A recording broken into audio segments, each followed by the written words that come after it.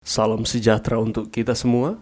Pelajaran Sekolah Sahabat dengan tema utama pada hari-hari terakhir ini, pekabaran Kitab Ibrani. Pelajaran pertama, surat untuk orang Ibrani dan untuk kita. Kamis 30 Desember, zaman akhir ini. Bacalah Ibrani 1 ayat 2, Ibrani 9 ayat 26 sampai 28, Ibrani 10 ayat 25, 36 sampai 38, dan Ibrani 12 ayat 25 sampai 28. Poin apakah yang ditekankan Paulus di sini, khususnya tentang waktu? Ada elemen yang sangat penting yang ditekankan oleh Rasul yang menambahkan urgensi pada nasihatnya. Para pembaca sedang hidup pada zaman akhir dan janji-janji itu akan segera digenapi. Menarik seperti yang akan kita lihat bahwa di seluruh dokumen Paulus membandingkan pendengarnya dengan generasi di gurun yang berdiri tepat di depan perbatasan Kanaan, siap untuk masuk ke tanah perjanjian. Dia mengingatkan mereka sebab sedikit, bahkan sangat sedikit waktu lagi, dan ia akan datang, sudah akan ada, tanpa menangguhkan kedatangannya. Dan kemudian dia mendorong mereka, kita bukanlah orang-orang yang mengundurkan diri dan binasa, tetapi orang-orang yang percaya dan yang beroleh hidup.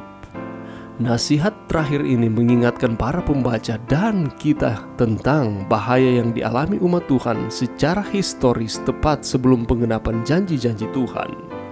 Kitab Bilangan berbicara tentang hal ini. Catatan Alkitabiah mengatakan bahwa 2 kali, tepat sebelum memasuki tanah perjanjian, Israel menderita kekalahan penting. Pertama kali dicatat dalam Bilangan 13 dan 14, menceritakan kepada kita tentang keraguan yang beberapa pemimpin sebarkan ke seluruh jemaat dan menyebabkan kegagalan iman Israel. Hasilnya, jemaat memutuskan untuk mengangkat pemimpin baru dan kembali ke Mesir tepat pada saat mereka hendak memasuki Kanaan. Kedua, orang Israel terjerat dengan seksualitas dan penyembahan palsu di Baal Peor. Ketika Bileam tidak dapat mengutuk orang Israel, iblis menggunakan godaan seksual untuk memimpin Israel dalam penyembahan palsu dan dosa, dan untuk membawa ketidaksenangan Tuhan atas mereka. Rasul itu memperingatkan para pembaca Kitab Ibrani terhadap kedua bahaya tersebut. Pertama, dia menasihati mereka untuk berpegang teguh pada pengakuan iman mereka dan untuk mengarahkan pandangan mereka pada Yesus. Kedua, dia menasihati mereka terhadap amoralitas dan ketamakan. Akhirnya, dia menasihati mereka untuk mengamati dan mematuhi pemimpin mereka. Pertimbangkan pemahaman kita tentang keadaan orang mati, dan begitu kita menutup mata dalam kematian, hal berikutnya yang kita tahu adalah kedatangan kedua. Mengapa kita dapat mengatakan bahwa semua orang telah memiliki hidup di zaman akhir? Pelajaran yang bisa kita dapatkan pada saat ini, khotbah terakhir dan yang menentukan Allah kepada umat manusia datang melalui Yesus, Anak pada zaman akhir ini. Zaman akhir ini dimulai dengan inkarnasi Kristus dan akan berakhir dengan kedatangannya yang kedua kali. Kita tahu bersama bahwa Anak Allah pernah datang ke dunia, berinkarnasi menjadi manusia. Ia hidup di dunia ini dan ia mengadakan pelayanan bagi manusia. Dan klimaksnya ketika dia mati di kayu salib. Dan setelah ia mati, ia bangkit kembali dan menjadi imam besar bagi kita, umat-umat Tuhan yang percaya kepadanya. Dan ia berjanji bahwa ia akan datang kembali untuk menjemput umat-umatnya manakala ia datang pada kali yang kedua. Kita perlu mengetahui bahwa Tuhan tidak hanya berbicara melalui perkataan Yesus di zaman akhir ini, tetapi juga melalui tindakannya, terutama kematian, kebangkitan, dan kemuliaannya.